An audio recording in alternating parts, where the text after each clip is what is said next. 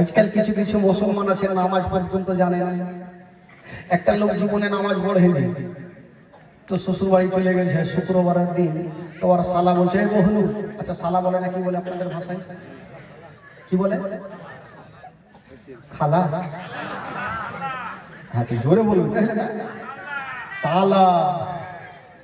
তোর বহুনুকে বলছে এই বহুনু, বলে কি হলো রে শালা? আজকে শুক্রবারের দিন চলো জুম্মা পড়তে।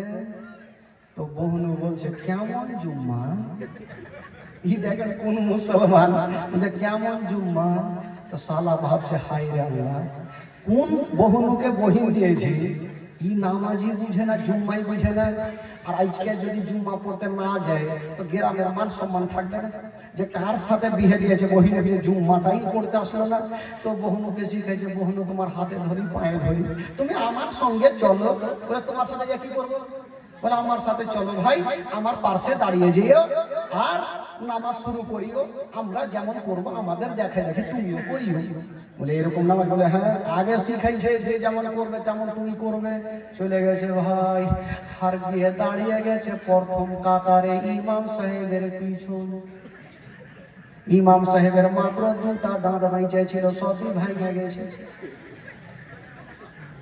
ই নামাজ শুরু হয়ে গেছে, প্রথম রিকাত সাজদা হয়ে গেছে। যেমনই উঠতে যাবে ওই মোটা বুদ্ধা বহুনুর পাছাতে কার একটু পিছা দিয়ে মাথা লেগেছে। ই ভাবলো শালা বলেছে যে যা করবে তোমাকে করতে হবে, আমার পাছাতে কেউ মারলে আমি কার পাছাতে মারব?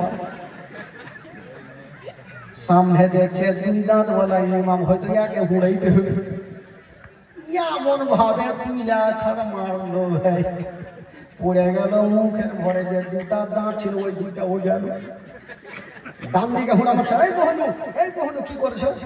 ভাবছে ইয়ারা কেউ মনে বুঝাইতে হবে, নামাজ মনে ওই রকম হয়, এমন ভাবে দিলে সব উল্টা পড়ে গেল।